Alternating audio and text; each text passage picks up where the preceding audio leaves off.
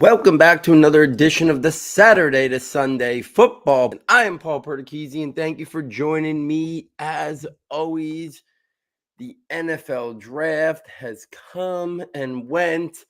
Here at Saturday to Sunday, we have been covering it wire to wire. If you miss any of the coverage over the 3 days of the 2024 NFL draft, make sure you listen to it. I did a round one recap pod right after Thursday night concluded. Then I did another instant reaction day two, recapping rounds 2 through 3. And then I did a podcast Saturday night after the NFL draft concluded, recapping rounds 4 through 7 as well. For 3 rounds, literally gave my thoughts on every single pick in the NFL draft, 1 through 100. In rounds 4 through 7, I went through every pick and talked about the ones that I thought stood out the most, whether it was the fit, whether it was the player, whether it was the value. I went through and talked about the ones that I thought were most important to discuss. Here at Saturday to Sunday, we wait for this draft weekend. We plan months and months, the whole year, bringing us to there. We do not turn the page quickly here at Saturday to Sunday. We cover it, break it down from every angle. Tonight's a Dynasty Rookie Ranking show. Where my Dynasty Rookie Rankings are right now, they are constantly changing and adjusting, and I will share that on Twitter at times. I will talk about it on the pod from here or there. If you get the premium notebooks, you could get the updates in the rankings notebook, in real time. But besides that, we will do IDP rookie ranking podcast shows. We will do a division by division recap shows. We will bring on tons and tons and tons of guests. We will set up a rookie mock draft podcast. We will continue to cover the NFL draft and everything for months here at Saturday, Sunday, whether all of May, all of June, part of July, before we maybe start to turn the page, kind of do some other stuff before we then get to the new wave of prospects sometime in August. So we do not rush into the next wave of players. There's so much to break down, from schematic fits to how it fits with the new roster, dynasty value, redraft value, so much to cover from the NFL draft that we will continue to cover it, now in these months leading into training camp, where a lot of podcasts slowly start to either turn the page or just start talking about the season. Here, we will continue to cover every angle of the NFL draft. Again, if you're enjoying all the coverage I've been putting out, please, it is not too late to still get the premium notebooks. I know the draft has come and went. The draft projections notebook, while that was most valuable during draft weekend, it still got my thoughts on about 400 prospects, offense and defense. So if you're in IDP leagues, my thoughts on the defensive players, how they, are they big tackle guys, how they might fit in. But then really the rankings notebook is probably the bread and butter now. Dynasty rookie rankings, IDP rookie rankings coming out within the next couple weeks, dynasty positional overall rankings. In the past, I've done blended rankings, blending the last 2 years rookie classes. So it would be the 24 rookies with the 23 rookies that are now entering their second year, how I would kind of rank them just to kind of see where I would situate people if you're talking about trading people and appropriately valuing, new rookie picks coming up here in your rookie drafts over the next, month, 2 months, whenever you do your rookie drafts. So lots to talk about in the rankings notebook. And then you also get the scouting notebook, which still has all our detailed scouting reports on so many of these offensive prospects that got taken, full strengths, developmental areas, functional areas, how they win, NFL role, fantasy ceiling, all that stuff as well. Best way to get to the notebooks is S2SFootball.com. Check out the premium content tab, and for $9.99, you get access to all 3 notebooks. If you bought it in the past but haven't picked it up yet this year, we consider you doing that and would greatly appreciate it to help us to continue to do what we do here. So On each of the recap pods during draft weekend, I kind of shared my initial Dynasty Rookie Rankings. And then I let a couple days go past now. And now I've kind of, formalized it for now. Like I said, this is if I sit down and redo this tomorrow and start from scratch, these rankings are going to look a little bit different. So there'll be constant changes here. I'll talk about some things in the rankings that I think are, points of discussion that I could see going either way. Kind of how I would tier things, where I could see me really adjusting and changing the rankings within this. And that's what we'll kind of talk through a little bit tonight. So let's get right into it. Let's start the quarterback position. Caleb Williams, number one, Dynasty rookie ranking for the quarterback position, obviously went to Chicago. Jaden Daniels would be my number 2 quarterback for Dynasty rookie drafts. Number 3 would be Drake May, who ended up in New England. Number 4 would be J.J. McCarthy, who went to Minnesota. Number 5 would be Bo Nix, who went to Denver. Number 6 would be Michael Penix Jr., who ended up stunningly going to Atlanta. Number 7 would be Spencer Rattler, who ended up on the Saints. Number 8 would be Jordan Travis, who ended up with the Jets. Number 9 would be Joe Milton, who ended up in New England. Number 10 would be Devin Leary, who ended up in Baltimore. And number 11 would be Michael Pratt, who ended up in Green Bay. I do not, and you'll notice tonight, I do not include any of the UDFAs right now in my Dynasty rookie rankings. If I was doing a draft tomorrow, this weekend, to be frankly honest with you, unless it's one that has like a detailed like taxi squad and you're picking tons and tons of picks, I would not be drafting any UDFAs. They're always long shots to make the roster. If you have a draft later in the summer or, later on in the offseason where maybe you find out that they really exploded at a rookie mini camp, or, if you have a draft really late, sometime in August, right before the season starts or whatever, and maybe they shine in training camp or preseason, that's a different story. But right now, I'm not putting UDFAs. There's almost no guarantee that they're definitively on the roster. So much would have to break for them to get an opportunity that I think you're kind of hoping too much to put those guys over guys that get drafted even in round 5, round 6, and round 7. So you won't see any of those. At some point, maybe I'll do like a UDFA show. But I just really feel like there wasn't a lot of UDFA guys this year. I think between, people staying in college due to the NIL money and the transfer portal and then the COVID year, there was just not a lot. I never remember a UDFA signing period being so lackluster in terms of the names that we usually are excited to see, like, oh, this guy fell out of the draft. Surprisingly, he ended up here. It's almost like another free, day 3 pick. There wasn't much of that. So I don't think there's a lot to really get into with the UDFAs. At the quarterback position, I think it's kind of pretty self-explanatory, to be honest with you. I think Caleb Williams right now is the clear 1. I think Jaden Daniels is the clear 2. I could understand people maybe swapping Drake May and J.J. McCarthy between the 3 and the 4th spot. The way I would emphasize this is, now, a little bit of bias goes into it, is because I believe much higher in Drake May becoming a franchise quarterback than I do J.J. McCarthy. But my recommendation for fantasy would be this. If you are in a super flex league or whatever, and you are in need of a guy right now being a solid, serviceable fantasy quarterback, I could totally understand having J.J. McCarthy ahead of Drake May. He steps into an ideal situation with Justin Jefferson, Jordan Addison, TJ Hawkinson, Aaron Jones, great play caller. So I expect J.J. McCarthy to look a lot better in year 1 and be more of a fantasy asset early in his career.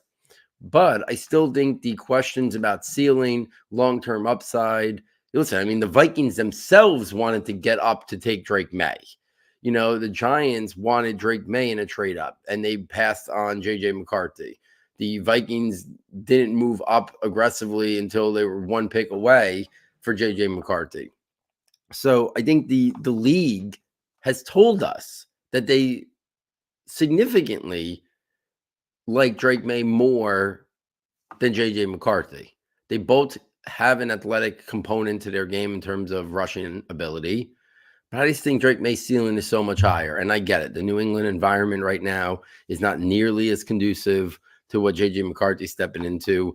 But I think it would be, if you just are drafting a quarterback and hoping for a long-term big-time hit, I think it's Drake May hands down. If you're looking for someone right now to kind of help, maybe settle your position, a guy who can play this year, then I understand the J.J. McCarthy scenario. So that would be one pivot point. The other pivot point is between Bo Nix and Michael Penix. And I would kind of take the same approach in terms of if you feel like you need somebody in the short term, you got to take Bo Nix because he's going to get every opportunity to start. But if you're willing, and someone might say, well, you have the reverse. But yeah, that's because Drake May, usually I would say I would favor more the guy who I think can give you immediate production. So, but the Drake May scenario is I'm just so much higher on him compared to J.J. McCarthy as a ceiling play. I think Michael Penix has a higher ceiling than Bo Nix. I think their floors are about the same, but I don't think the ceiling is so much higher for Michael Penix to Bo Nix that I'd be willing to take Bo Nix ahead or put him ahead in my ranking. Sorry, I'd be less likely to put Michael Penix ahead in my rankings over Bo Nix, considering we got to wait 2 or 3 years. But again, if your quarterback situation is fine for the short term and you don't need anything from either Bo Nix or Michael Penix for a couple years, then I would be willing to take Michael Penix ahead of Bo Nix. But because their ceilings are closer than the ceilings of Drake May and J.J. McCarthy to me, that's why here I went with the guy who's going to get immediate playing time, but they're right next to each other in my overall ranks. So I think the Bo Nix, Michael Penix can go either way. I think Michael Penix has a slightly higher ceiling, and I like the weapons there if he gets to take over that offense. But I do think Bo Nix is going to start right away, and I think Sean Payton will make a pretty friendly offense for him. He's done that in the past for people. I think he's a good offensive mind. So I can see a scenario where Bo Nix has got some fantasy viability and he's going to get on the field quicker. So that would be the 2 pivot points, May and McCarthy, and then Nix and Penix. I could see anybody, flipping McCarthy first, May next, Penix first, Nix. I get it.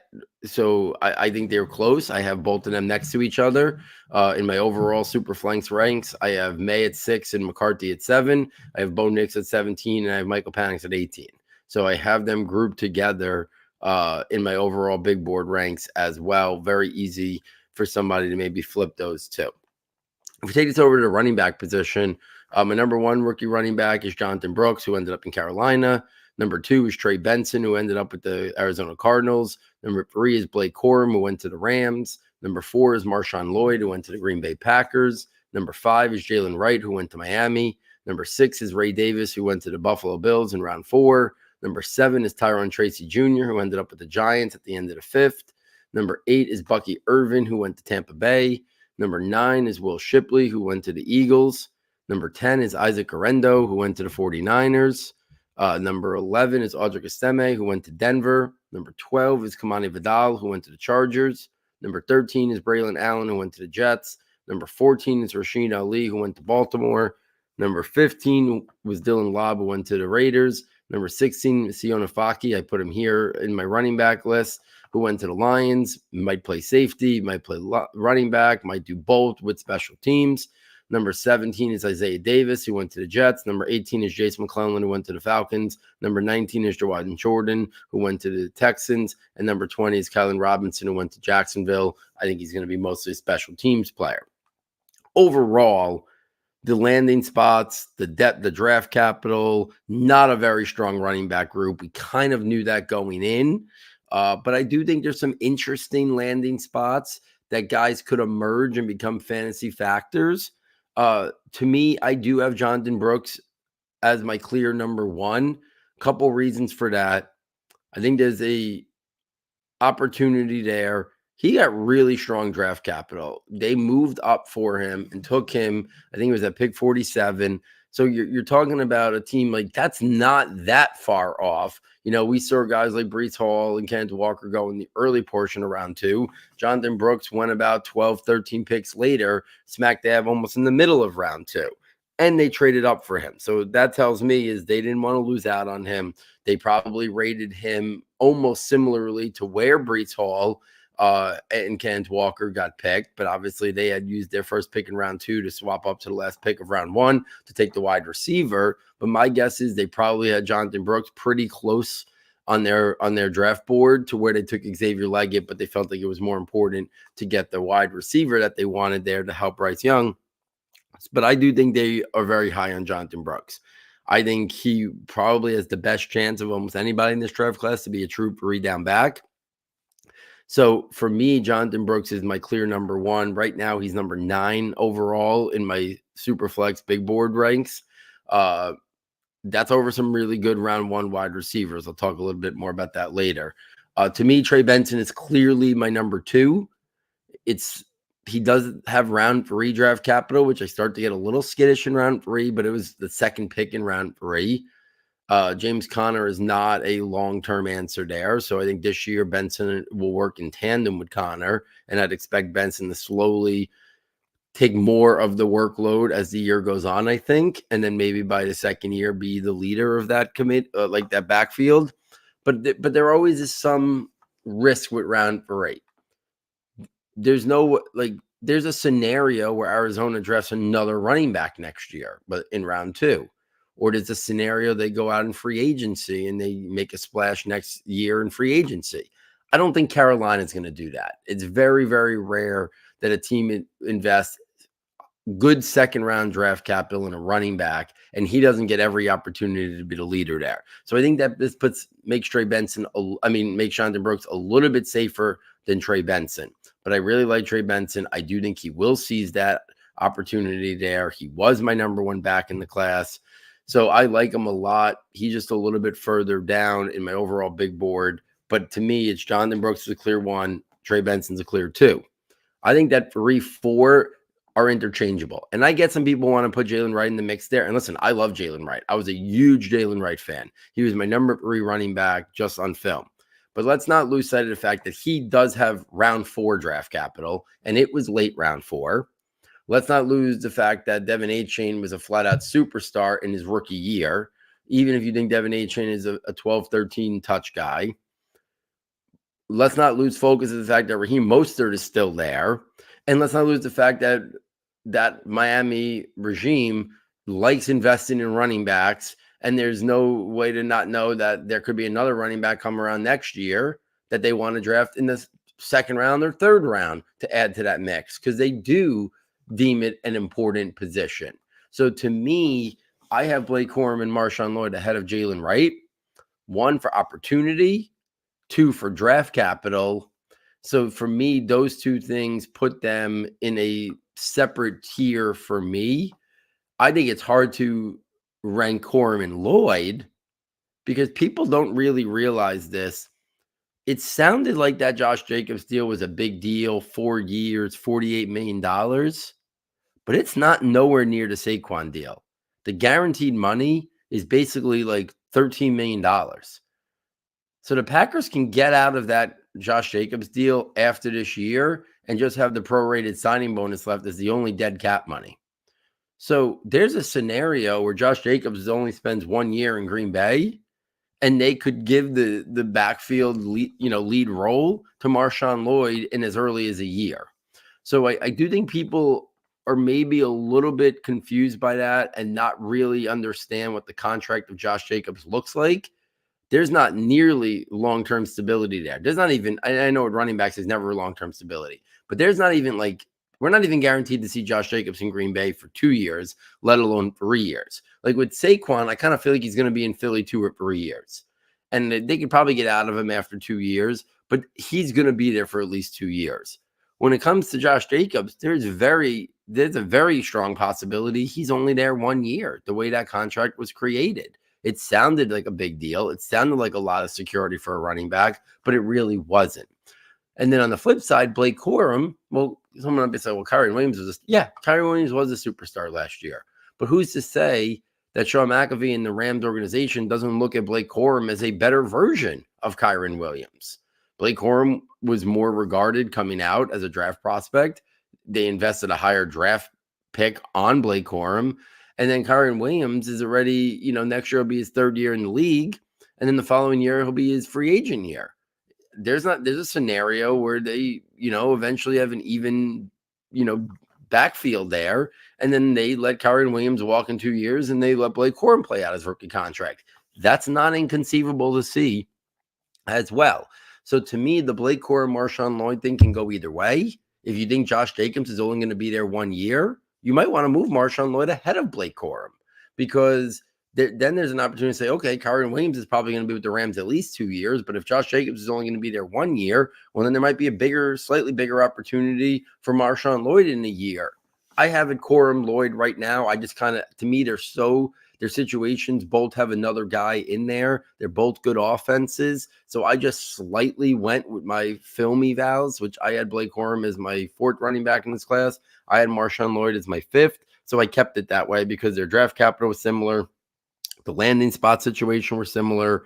So I kept it that way. But I do think, as much as I like Jalen Wright, I do think they are a step and a tier above Jalen Wright, because I do think Jalen Wright, we don't know. There's a lot of factors. He was a late 4th round pick. That opens up. They could easily overdraft him next year with an earlier prospect. We know that they highly value the running back position, like I talked about.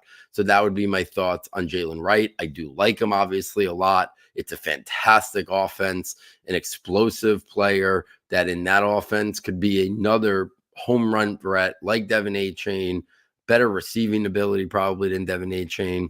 But Devin Achane had higher draft capital. Raheem Mostert is still there. The offense is still built around Tyreek Hill and Jalen Waddle. So there's a lot of guys there. So I do think Jalen Wright could be a part of that, and it's exciting to see him in that offense. But I do think it's one of those things where people might slightly be overdrafting Jalen Wright due to the excitement that it is that Dolphins offense. But let's not lose the sight that Devin Achane was a flat-out star in his rookie year. They still have Raheem Mostert, who had like 20 touchdowns last year. So there's scenarios where Jalen Wright does not get a lot of opportunity early in his career. And then he still got a late 4th round draft capital. So that always leads me to be a little bit concerned.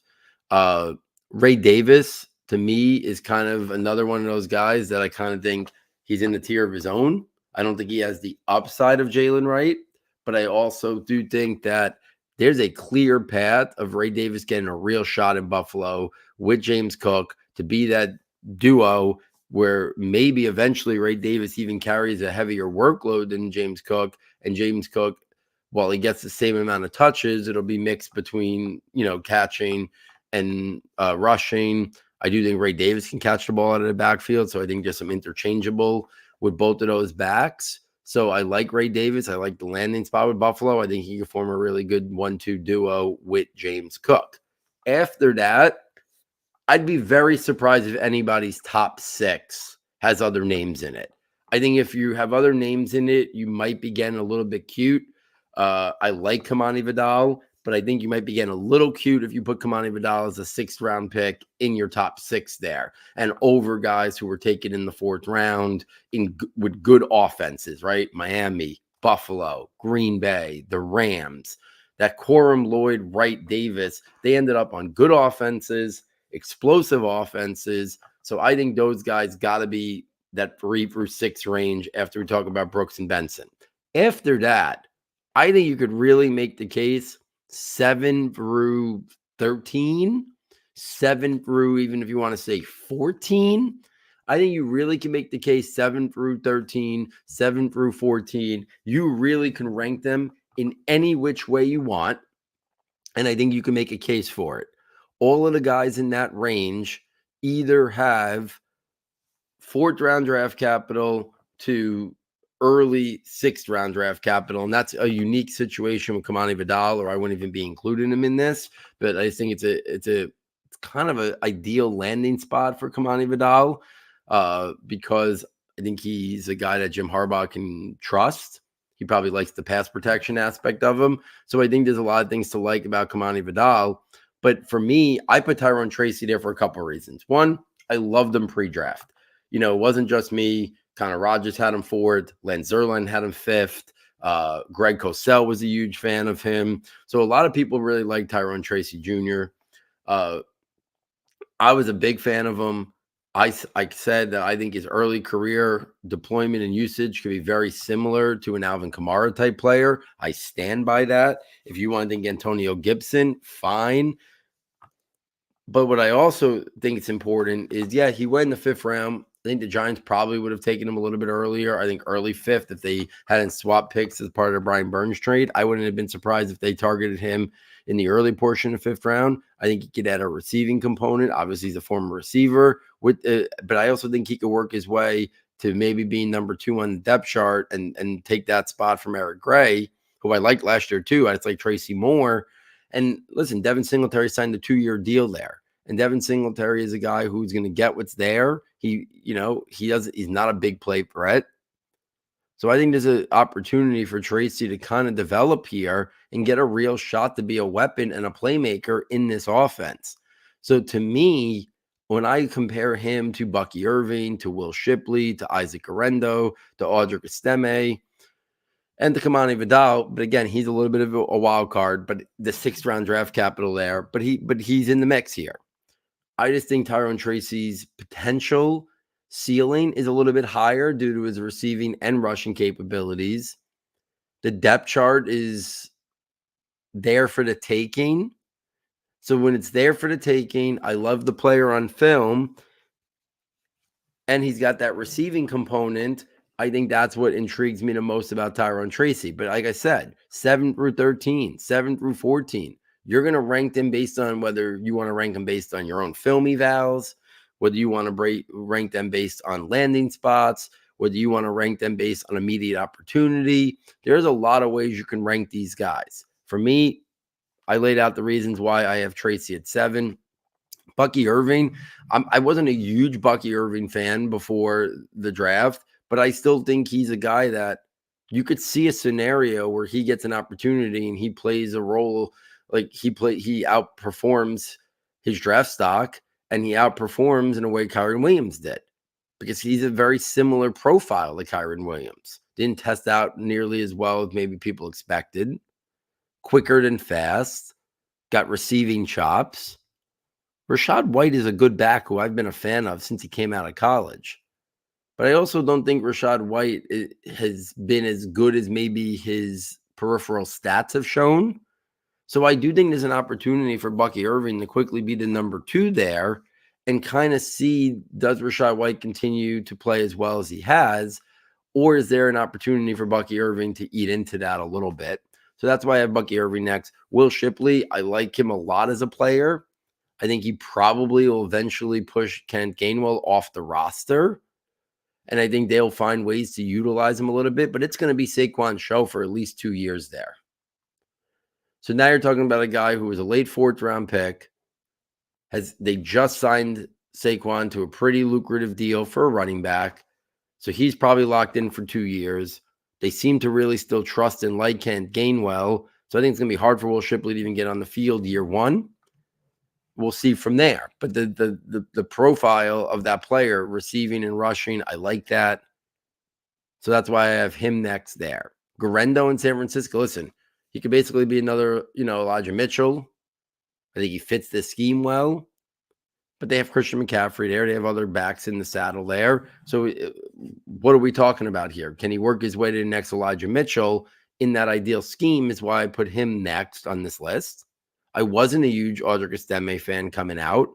I think his best case scenario is he seizes an opportunity and he becomes a Chris Carson-like player. But he's got 5th round draft capital. Javonte Williams is still there. And we could easily see Denver pick another back next year in the draft that Sean Payton likes. But there is an opportunity there. Javonte Williams has not been a guy with ideal health. I'd be very surprised if they gave him a second contract. So if Audric Estime looks good, he could move up this depth chart. Somebody wants to put Audric Estime at 7 on these ranks, but the running back position, I totally get it. I think you're buying then that you're saying, okay, I think he could be the guy that replaces Javonte Williams on this roster as the lead back. The problem is there's going to be running backs like this every year drafted in rounds 4 through 6. And some of them would be by the same teams that are picking here. That's what makes it tricky. And the next, Kamani Vidal, we talked about it. Gus Edwards, J.K. Dobbins, that's what's on the roster right now for the Chargers. So there's an opportunity there. But again, Jim Harbaugh, a guy who loves to run the ball, if he sees an opportunity a year from now to either get a premier free agent running back that hits the market at a reasonable cost, or if he sees an opportunity to draft somebody on day 2 after he kind of starts to establish his culture there, they probably prioritize other positions in year 1. But do we really think that Jim Harbaugh at some point is not going to prioritize the running back position? And I think that would come with a bigger investment than a 6th-round pick. So Kamani Vidal might have a better opportunity than anybody I just talked about in this grouping here from 7 to 12 to seize this year. But could he also be the next James Robinson?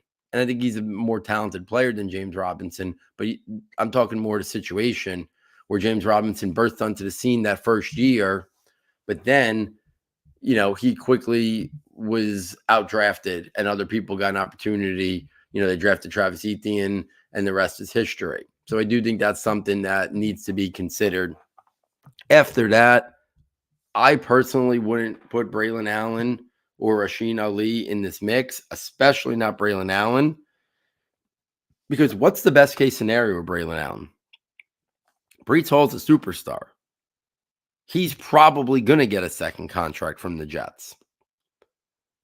And they just drafted Israel Abakanda in the 4th round, I think, last year.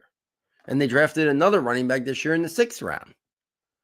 So there's a lot of moving parts there. And I just don't really like the player in Braylon Allen. If he had a round 3 draft capital, I probably would have had to reassess the situation. But he's got late round 4 draft capital. That's where they drafted Israel Abakanda last year. They drafted another running back in round 6, and they have a superstar premier young running back in Breece Hall, who's going to be there a couple more years, even if it involves the franchise tag after 2 more years if they don't work out a contract. So Braylon Allen's down for me. Rasheen Ali, obviously you got Keaton Mitchell there, a young player, but obviously Derrick Henry's going to be there for a year or 2, and Rasheen Ali's a 5th-round pick. So you get into the thing of, okay, Baltimore always kind of emphasizes the run game. Do we think they're going to give the keys to a 5th-round running back in a year or 2? They drafted J.K. Dobbins in the 2nd round. The year he was selected, they went out and got a high-profile free agent in Derrick Henry.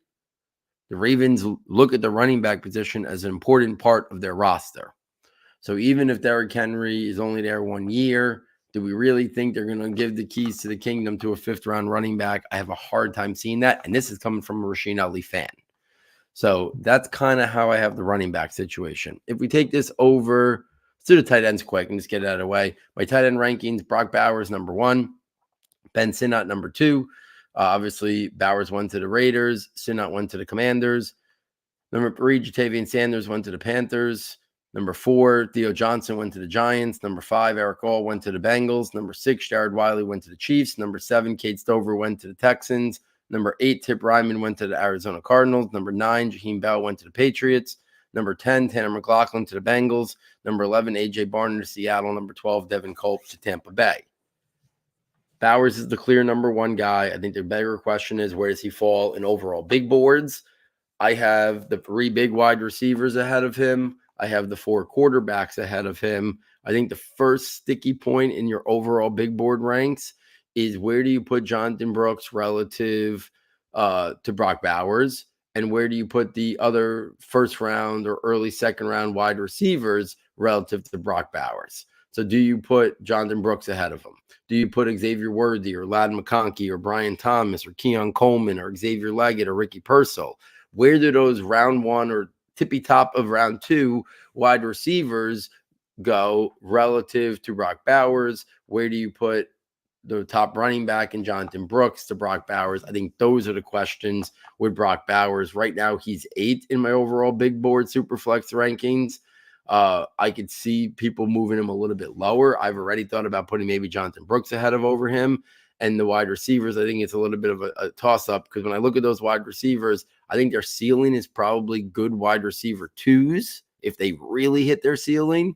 I think it's probably more low wide receiver 2s, kind of like what I thought about like Jordan Addison and those guys last year. If Xavier Worthy and Ladd McConkey and those guys hit, I think they're probably low wide receiver 2s. maybe mid. But if Brock Bowers hits, we're talking about a top 4, top 5 tight end. That's probably more valuable than a mid to late wide receiver too. So I think that's why I would have Brock Bowers ahead of those other wide receivers. I think the Jonathan Brooks one is a tricky one because if Jonathan Brooks hits, he could easily be an RB1. I think you can make the case an RB1 over a 4th or 5th best tight end. Probably favors to the running back. But then you talk about longevity, that favors back to the tight end, which is why I put Brock Bowers ahead of Jonathan Brooks for now in my overall big board. I think Ben Sinnott is the clear number 2 tight end. I don't think that's much for debate. I think trying to put him in the overall big board with all the wide receivers is a little bit tricky.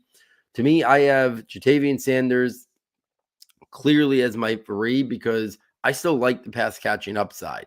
He's already shown that he can do it. The rest of the guys, Theo Johnson, Eric All, Jared Wiley, whether it's draft capital, whether it's immediate opportunity, whether it's banking on them being more productive in the NFL than college, there's question marks about all of them. Ja'Tavion Sanders really produced in college. He showed that he could be a focal point of an offense. So for me, Ja'Tavion, and now he's going in an offense that is not loaded with receiving options. They're trying to build up the receivers there. They went out and got Deontay Johnson. Last year it was Jonathan Mingo. This year they drafted Xavier Leggett. So they're trying to make investments there. But I think there's a path for Ja'Tavion Sanders. I think I've mentioned it a bunch of times that like I could see an Isaiah Likely path there for Ja'Tavion Sanders. So he would be my number 3. Then I really think 4 through 6, you really can rank in any way you want. And I cut it off at 6 because I think Cade Stover at 7. Dalton Schultz just signed the contract extension there. I think Cade Stover might end up just being a good number 2 tight end in real life. I'm not sure it's going to translate to a lot of fantasy viability. But I think 4 through 6 are interesting. Theo Johnson, Eric All, Jared Wiley. If Kelsey doesn't sign that extension, maybe Jared Wiley's 5th over Eric All. But we don't really know if that extension really means things are going to change for Travis Kelsey. I could still see him retiring after a year, 2 years, not playing out for 3 more years or whatever now the contract extension has taken him to. But I do think if he's there, Jared Wiley's just waiting in the wings. You just got to kind of hold on to him. But I do think he could be their next starting tight end. I think he's a guy that could be a good pass catching option and fill that role for Kansas City when the day comes that Travis Kelsey's no longer there. But I do think because Kelsey's still in the fold, I am more intrigued by Theo Johnson and Eric All. They were all 4th round picks, these guys. I think Darren Waller is going to retire. Theo Johnson has this elite athletic upside, was an average receiver at best in college, so you're banking on him out producing his college production. I think that's possible. So I like the situation with Theo Johnson, an immediate opportunity for him to seize it. And I think there's a lot of untapped upside there. Eric All's a wild card because he's a better pure pass catcher than Theo Johnson. He's a good athlete in his own right, but he's got injury concerns. Does he play a lot this year? How much does he play? Then you take into account that they drafted another tight end 2 rounds later that a lot of people really liked. Dan Jeremiah had him as his 61st player in the entire draft in Tanner McLaughlin out of Arizona. So having both of them, I think, makes it a little bit more intriguing of, okay, how high do you put Eric All in your tight end rankings? I slightly preferred Theo Johnson. I had him slightly ahead of him in my, I had him ahead of him in my film ranks going into the draft. They got the same draft capital. The Giants have Daniel Bellinger there. They drafted another guy in Tanner McLaughlin. So they're similar. If somebody wants to put Eric All ahead of Theo Johnson, I totally could see that happening. If somebody wants to put Jared Wiley ahead of both of them, I could totally see that as well. So to me, it's a clear 1, 2, 3, and then 4, 5, 6. You really can mix and match the Theo Johnson, Eric All, Jared Wiley. I think they probably should be very close to each other in your overall big board. I think Cade Stover then clearly is number 7. Tip Ryman, while he was drafted with good draft capital in round 3, they have Trey McBride, who's only a 3rd-year player who really broke out last year. So I don't see a lot of pass catching. If somebody wants to have Jaheim Bell or Tanner McLaughlin ahead of Tip Ryman, that's a move that I still might make for myself. I could totally see myself taking Tip Ryman and bringing him all the way to 11 and bumping up Jaheim Bell, Tanner McLaughlin, and A.J. Barner. But let's put into perspective, Jaheim Bell was a 7th-round draft capital. Tanner McLaughlin was a 6th-round draft capital. And A.J. Barner profiles more of like a Will Dissly type in Seattle.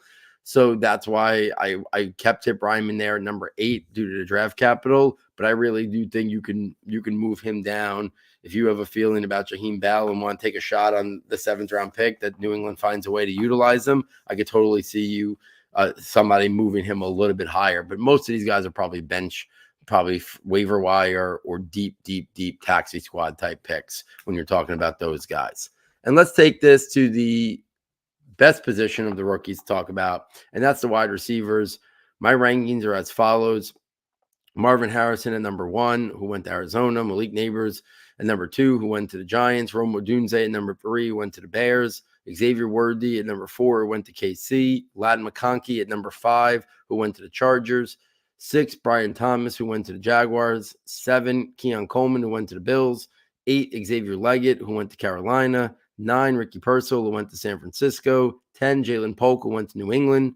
11, A.D. Mitchell, who went to the Colts. Number 12, Malachi Corley, who went to the Jets. Number 13, Roman Wilson, who went to the Steelers. Number 14, Jermaine Burton, who went to the Bengals. Number 15, Troy Franklin, who went to the Broncos. Number 16, Javon Baker, who went to the Patriots. Number 17, Jalen McMillan, who went to the Tampa Bay Bucks. Number 18, Luke McCaffrey, who went to the Commanders. Number 19, Des Walker, who went to the Ravens. Number 20, Jacob Cowing, who went to the 49ers. Number 21, Anais Smith, who went to the Eagles. Number 22, Malik Washington, who went to Miami. Number 23, Johnny Wilson, who went to Philadelphia. Number 24, Anthony Gould, who went to the Colts. Number 25, Jamari Brash, who went to the Browns. 26, Brendan Rice to the Chargers. 27, Bub Means to the Saints. 28, Jaquan Jackson to the Titans. 29, Cornelius Johnson to the Chargers. Number 30, Taj Washington to the Dolphins. 31, Casey Washington to the Falcons. Finishing it out, 32, Ryan Flournoy to the Cowboys. 33, Jordan Whittingham to the Rams. And 34, Devon Vale to the Broncos. So let's start at the top. Marvin Harrison, to me, clear number 1 wide receiver for Dynasty Rookie Rankings. The first real debate is Malik Neighbors, Rome Odunze. Listen, you want to put Rome Odunze ahead of Malik Neighbors? I totally get you. Draft capital, 6'9", irrelevant. Quarterback, obviously attached to Caleb Williams for the long term compared to Daniel Jones / Drew Lock in year 1, unknown moving forward. But to me, the difference is, 1, I think Malik Neighbors is a little bit, is clearly more explosive, ceiling higher than Rome Odunze. 2, he's going to immediately be fed targets early and often for the Giants. So even though the quarterback situation is unsettled, I think the volume that he sees and his ability to do things after the catch and the scheme that Dable will use him in will allow Malik Neighbors to transition to a higher fantasy commodity early in his career. While Rome Odunze, I don't see a scenario where Rome Odunze is not 3rd in targets this year behind DJ Moore and behind Keenan Allen. Prior, not saying anything about injuries and time missed. Hopefully that's not an issue. Malik Neighbors is going to be the Giants' clear number 1 wide receiver. His amount of targets, I think, is going to far be superior to anybody on the roster. So that's, for me, immediate production. Like them a little bit more on film, more explosive, slightly higher ceiling.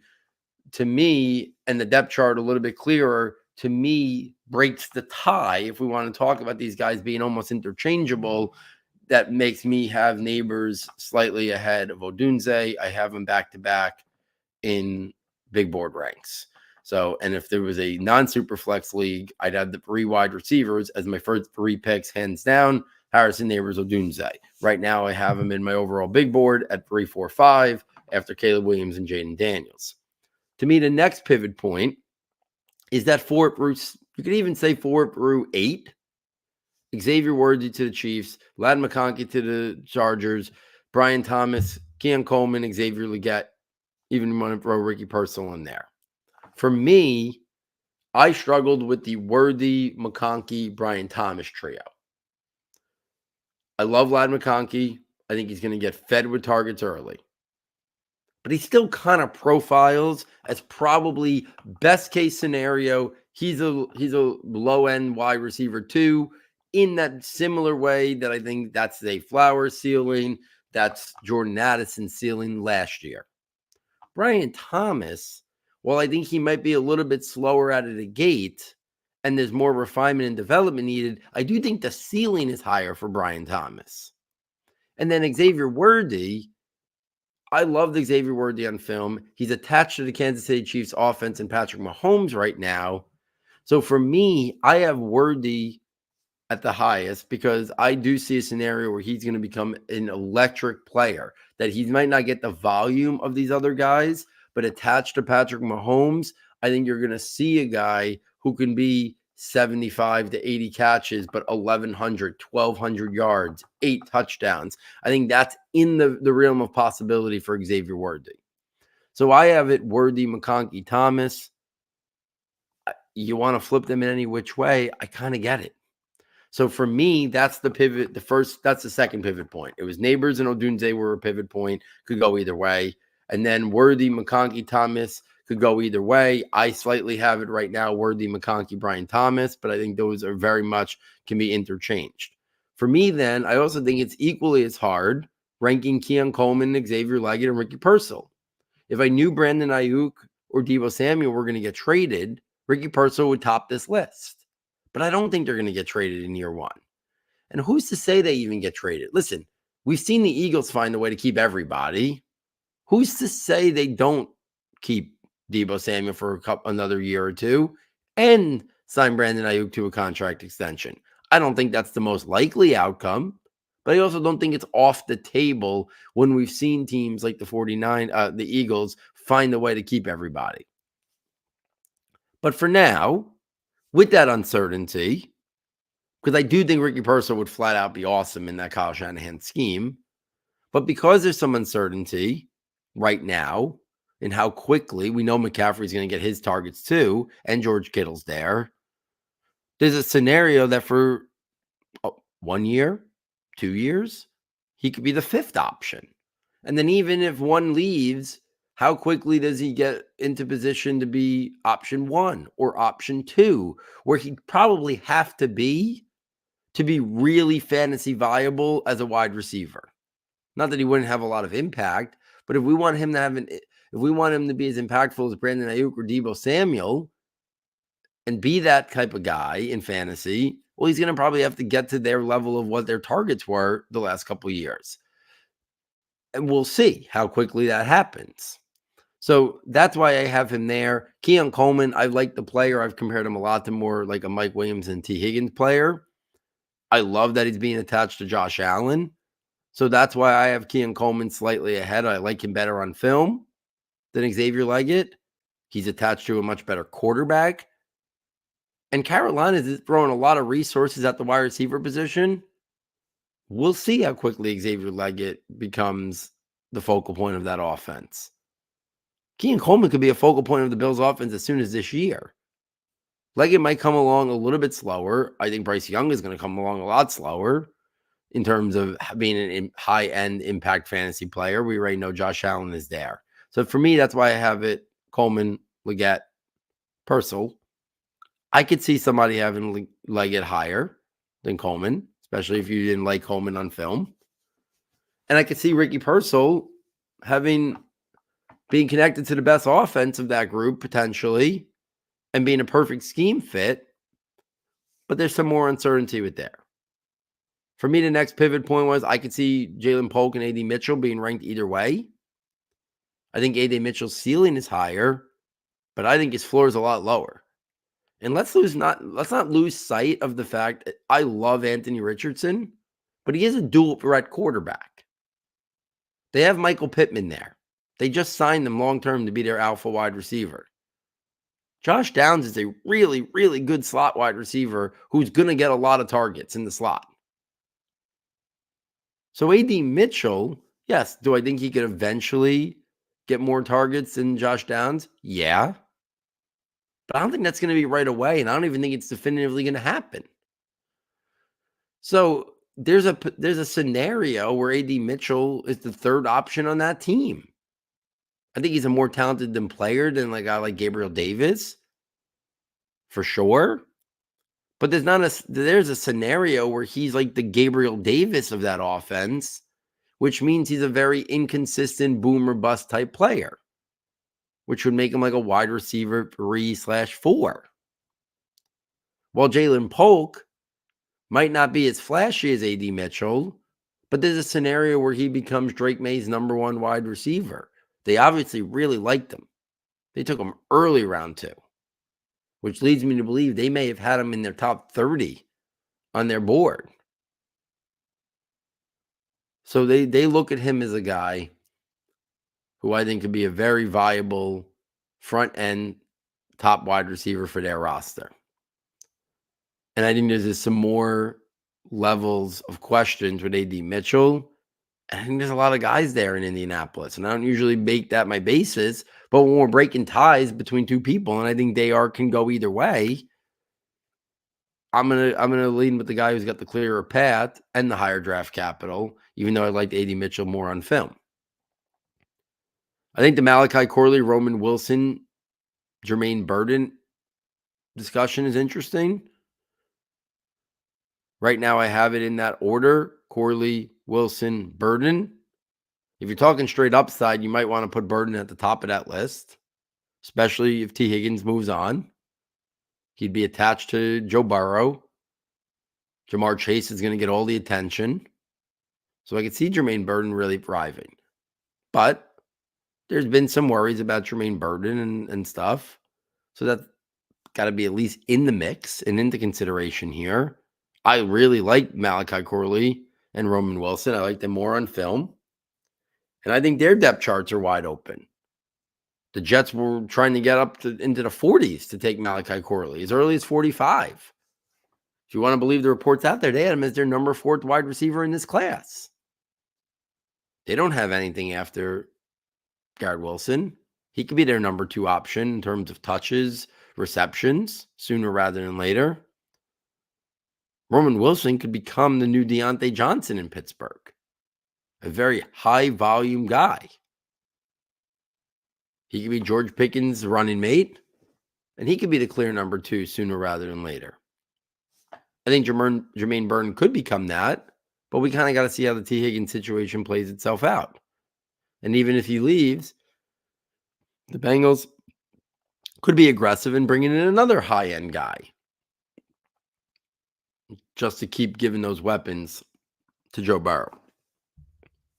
After that, I think you can rank Troy Franklin, Javon Baker, Jalen McMillan, Luke McCaffrey in any which way. Jalen McMillan and Luke McCaffrey have 3rd-round draft capital, but it's right at the end of the 3rd round. And then Troy Franklin and Javon Baker have very early round 4 draft capital. So I think that's interchangeable. I think that's negligible. So for me, Troy Franklin was my highest rated guy on film. And it's got in a wide open depth chart there with only Marvin Mims on the roster, I think is a significant long-term piece. And he immediately has a connection with his quarterback there now, Bo Nix from Oregon. I put Javon Baker next because the Patriots double-dipped at wide receiver, early round 2, early round 4. I think he's going to get an immediate opportunity to try to get an opportunity there. Where Jalen McMillan is going to play behind Mike Evans and Chris Godwin, so it's going to be a little slower to the mix. I like Jalen McMillan, but I do think Javon Baker's ceiling is higher. The immediate opportunity is higher. And the draft capital, like I said, is negligible. The difference. That's why I have Baker higher. Luke McCaffrey, listen, I thought it was a little bit of a reach in the end of the 3rd round. I thought he was more of a mid to late 4th or an early 5th. I mean, they have McLaurin there. We'll see about Jahan Dotson. I mean, they did invest a 1st-round pick. I know it's a different regime. We'll see what they think about him. I don't think Luke McCaffrey stops them from next year going out and making another major investment at wide receiver to give Jaden Daniels another big-time weapon. Terry McLaurin isn't as young as people think. So I could see them still investing in a high-end resource at the wide receiver position in a year from now. After that, then, listen, Des Walker, I like the ceiling. That's why I put him next. Jacob Cowan is an interesting player, but he's kind of got to wait that San Francisco situation out. I love Aeneas Smith and Johnny Wilson to the Eagles. But they kind of, if there was only one of the two, I'd be more excited about them. But they have A.J. Brown and Devonta Smith locked in long term. They got Saquon catching passes out of the backfield for a couple of years. They got a great tight end in Dallas Goedert. What's left over? And it could be either one of those guys that becomes the next guy. So it's hard to rank them. Malik Washington, loved the player, but he fell all the way to like the 6th round. They have a lot of guys there. Obviously, Tyreek Hill, Jalen Waddle, strong run game. So what's the ceiling? Malik Washington gets the Braxton Berrios stuff. Yeah, that's going to have some spiked weeks. But I'd put him in that mix there with Aeneas Smith and Johnny Wilson as interesting flyers. And then after that, Anthony Gould is kind of, I like the player, but he's kind of buried in that depth chart there with the Colts for now. Jamari Brash kind of buried in that Cleveland depth chart. I like Brendan Rice, the player, and there's an opening depth chart there in the Chargers, but he also was a 7th round pick. They're going to add a lot of competition over the next couple of years there. But means New Orleans maybe eventually works his way to being a number 3 or number 4 wide receiver. So there are my wide receiver rankings. I'm not going to go through this is longer than I expected to go. I'm not going to go through my whole big board rankings, but just to kind of give you a sneak peek at it, my super flex, PPR, big board rankings. Caleb Williams 1, Jaden Daniels 2, the trio of wide receivers, Marvin Harrison at 3, Malik Neighbors at 4, Romo Dunze at 5, Drake May at 6, J.J. McCarthy at 7. I have Brock Bowers at 8. I have Jonathan Brooks at 9. I have Xavier Worthy at 10, Ladd McConkey at 11, Brian Thomas Jr. at 12, Keon Coleman at 13, Xavier Leggett at 14, Ricky Purcell at 15, Trey Benson at 16, Bo Nix and Michael Penix at 17, 18, Jalen Polk and A.D. Mitchell at 19, 20, Blake Corum and Marshawn Lloyd at 21 and 22. That's a little bit of a sticky point where I could easily see myself bumping Corum and Lloyd up and Polk and Lynn down to there. At 23, I have Malachi Corley, 24, Roman Wilson, 25, Jermaine Burton. I sneak in there at 26, Ben Sinnott, 27, Jalen Wright, 28, Ray Davis. Then another trio of wide receivers, Troy Franklin, Javon Baker, Jalen McMillan at 29, 30, 31. Jatavian Sanders in there at 32. Luke McCaffrey at 33, Des Walker at 34, Tyron Tracy Jr. at 35. And then Bucky Irving, Will Shipley, Isaac Arendo, Audric Estime, Theo Johnson, Eric All. That takes me into my early 40s. Kamani Vidal, just to kind of give you where I am about the top 40 or so. So there it is, guys. Detailed Dynasty Rookie Rankings, my thought process, how I would have guys tiered, how I would maybe move guys around. I am sure I will make a lot of adjustments to this, but I did want to kind of get it out there. And I will continue to tweak it. Anybody who has the rankings notebook will see them. I will also be continuing to update people on Twitter as well once they make bigger changes. Not every little fine change I'll be tweeting out there. That's what if you have the rankings notebook, you'll see them all the time. But when I make significant changes, I'll put a new tweet out there showing how I've changed it and mixed it up a little bit. So there it is. Get over to the website, ssfootball.com. Fastest and easiest way to get over to the premium content tab. And for $9.99, you can get access to all of these rankings, all of our premium content. We greatly appreciate it, as I talked about earlier. So on behalf of our sound tech engineer, David Nakano, and myself, thank you for joining us. And we look forward next time taking you from Saturday to Sunday.